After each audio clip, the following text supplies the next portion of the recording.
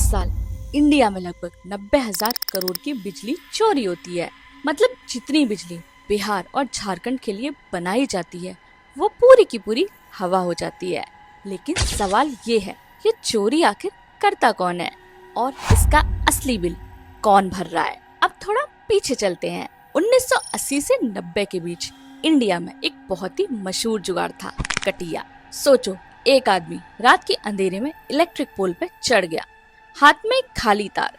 उसने सीधा उस तार को पोल से जोड़ा और दूसरे कोने पे घर में बल्ब जल गया, लाइट फुल फ्री। ये सीन उस वक्त सिर्फ गांव में नहीं बल्कि बड़े बड़े शहरों में भी कॉमन था। हर गली, हर मोहल्ले में कटिया वायर्स लटके रहते। सबको पता था बिजली चोरी हो रही है, फिर भी ये एक ओपन सीक्रेट बन गया। अब सवाल ये है कि बिजली फ्री क्यों नहीं हो सकती। लोग सोचते थे करंट तो हवा में है, बस जोड़ लो और लाइट मिल गई। लेकिन सच ये है कि इलेक्ट्रिसिटी हवा से नहीं आती। इलेक्ट्रिसिटी बनाने के लिए पावर प्लांट्स में कोयला जलता है, हाइड्रो डैम्स में पानी टरबाइन्स पे घूमता है और कहीं पर न्यूक्लियर फ्यूल या सोलर पैनल का यूज होता है। मतलब हर एक यूनिट बिजली बनाने में पैसा लगता है, फ्यूल, मशीन्स और लोगों की मेहनत। तो जब एक आदमी कटिया लगाता था, उसका बिल पावर कंपनीज को देना पड़ता था, और जब ये काम लाखों लोग करते थे तो कंपनीज के पास पैसा ही नहीं बचता था। रिजल्ट, नए पावर प्लांट्स बन ही नहीं पाते, ट्रांसमिशन लाइंस अपग्रेड नहीं होती, और जो ईमानदारी से बिल भरते थे उनके लिए बिजली और महंगी हो जाती थी। और सबसे बड़ा नुकसान, पावर कट्स। जितना ज्यादा लोड सिस्टम पे बढ़ता उतना ही ज्यादा ब्लैकआउट्स होता था। मतलब जो लोग सोचते थे कि बिजली फ्री है, असल में उसका बिल पूरा देश भरता था। अब बात करते हैं आज के जमाने की। कटिया सिस्टम तो धीरे धीरे खत्म हो गया, लेकिन क्या बिजली चोरी खत्म हुई? बिल्कुल नहीं। आज के जमाने में एक नई दुनिया खड़ी हो गई, मीटर माफिया। ये माफिया असल में कुछ लोगों जैसे कॉन्ट्रैक्टर्स और कभी कभी पावर डिपार्टमेंट के अंदर के लोगों का नेटवर्क होता है। और ये काम कैसे करता है? सबसे पहला तरीका, मीटर बाईपास। मीटर के अंदर एक छोटा सा चिप या वायर डाल दो और एक्चुअल कंजप्शन का सिर्फ आधा या चौथाई पार्ट ही रिकॉर्ड होगा। मतलब घर में एसी, फ्रिज, वॉशिंग मशीन सब चल रहे हैं, लेकिन बिल आएगा एक ट्यूबलाइट के बराबर। एग्जाम्पल, उत्तर प्रदेश में 2023 की एक रेड में पता चला कि एक इंडस्ट्रियल यूनिट 5 साल से 50% बिल ही दे रहा था, बाकी सब एडजस्ट था मीटर के अंदर। क्या आपको पता है कि इंडिया में लगभग 30% इलेक्ट्रिसिटी लॉस होता है ट्रांसमिशन और डिस्ट्रीब्यूशन में, और इसका बड़ा हिस्सा चोरी की वजह से है। डेवलप्ड कंट्रीज में ये सिर्फ 6 to 8% होता है। दूसरा तरीका, स्लो मीटर्स। एक इलेक्ट्रिशियन आता है, मीटर का स्क्रू खोलता है, अंदर से एक पार्ट थोड़ा लूज कर देता है और मीटर धीरे चलना शुरू कर देता है। बिजली फुल स्पीड से चल रही है, लेकिन नंबर्स बढ़ रहे हैं स्लो मोशन में। महाराष्ट्र में 2021 में एक सर्वे हुआ, वहाँ के कुछ टाउन्स में 40% घरों के मीटर स्लो निकले। और सबसे डेंजरस तरीका, direct connection with political protection. मतलब सीधा लाइन से सप्लाई, और जब कोई लाइनमैन या इंस्पेक्टर पकड़ता भी है तो ऊपर से फोन आता है, इन्हें छोड़ो, ये हमारे लोग हैं। ये छुपाने वाली बात नहीं है। यूपी, बिहार, झारखंड जैसे स्टेट्स में इलेक्शन के दौरान लीडर्स ओपनली कह देते हैं, वोट दो, बिजली मुफ्त मिलेगी, और असल खर्चा पावर कंपनीज का लॉस। यूपी पावर कॉर्पोरेशन के 2022 के ऑडिट रिपोर्ट के हिसाब से सिर्फ एक साल में 13,000 करोड़ की बिजली चोरी हुई, मोस्टली पॉलिटिकल प्रोटेक्शन एरिया में। अब लोग सोचेंगे कि ये सिर्फ गरीब एरियाज में होता है, लेकिन सच ये है, सबसे ज्यादा बिजली चोरी होती है इंडस्ट्रीज में। धातु गलाने के कारखाने, कोल्ड स्टोर्स, रेफ्रिजरेशन, जहाँ 24/7 बिजली चाहिए। कपड़ा मिल्स, हरियाणा में 2020 में एक केस आया था जहाँ एक स्टील फैक्ट्री 10 साल से चोरी कर रही थी। जब रेड हुई तो पूरा प्लांट लिटरली एक पैरेलल लाइन पे चल रहा था। Loss, crore of rupees. अब इसका असर किस पे पड़ता है? ईमानदार कंज्यूमर्स पे। इंडिया का एवरेज पावर टैरिफ 7 रुपए पर यूनिट है, लेकिन चोरी और लॉस की वजह से ये कुछ स्टेट्स में 9 रुपए पर यूनिट मिलता है। और आयरनी ये है कि जो लोग चोरी करते हैं उनके घर में लाइट फुल टाइम चलती है, और जो लोग बिल भरते हैं अक्सर कर पावर कट्स भी उन्हीं के घर होते हैं।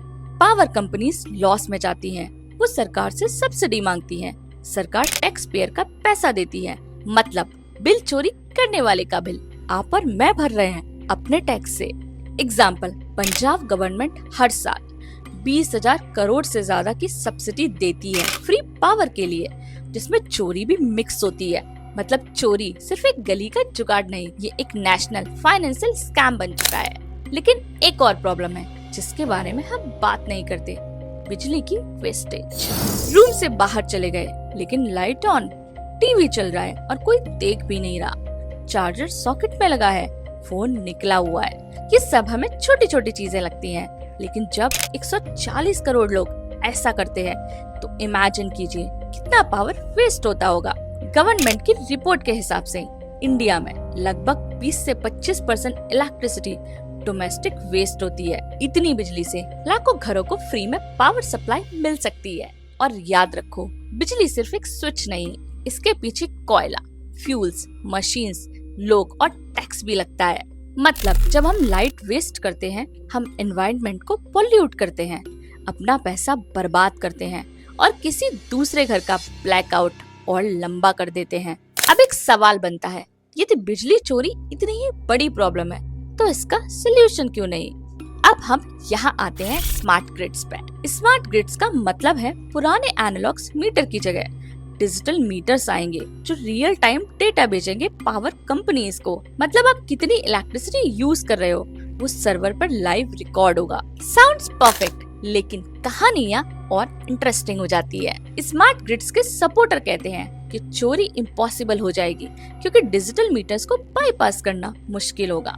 पावर कंपनीज को रियल टाइम डेटा मिलेगा जिससे वो सप्लाई और डिमांड बैलेंस कर पाएंगे और कंज्यूमर्स को भी ऐप पर अपना लाइव बिल दिखाई देगा। ट्रांसपेरेंसी बढ़ेगी। यूरोप और अमेरिका के स्मार्ट सिटीज में स्मार्ट ग्रिड लगने के बाद लॉसेस 8% से गिरकर 2 to 3% रह गए। लेकिन इंडिया में जहां 25 करोड़ लोग बिजली यूज कर रहे हैं, वहां ये सिस्टम उतना सिंपल नहीं है। पहला इश्यू है इंस्टॉलेशन का खर्चा। एक स्मार्ट मीटर की कॉस्ट है 2500 से 3000 रुपए।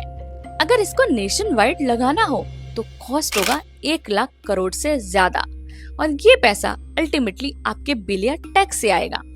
2019 में गवर्नमेंट ने smart meter national programme launch किया था। टारगेट था 25 करोड़ मीटर्स लगाने का बाय 2025। 2025 आ गया, लेकिन लगाए गए मीटर सिर्फ 7 करोड़ के आसपास, और उनमें से भी लाखों फॉल्टी निकले। अब सबसे बड़ी बात, स्मार्ट ग्रिड्स एक तरफ चोरी को रोकने का प्रॉमिस करता है, लेकिन दूसरी तरफ एक और नया खतरा ले आता है, साइबर अटैक्स। सोचो, अगर कोई हैकर किसी सिटी के ग्रिड में घुस गया और स्मार्ट मीटर को मैनिपुलेट कर दिया, एक बटन दबाया और पूरे शहर की बिजली गायब। ये कोई साईफाई मूवी नहीं। 2015 में यूक्रेन में ऐसा हो चुका है।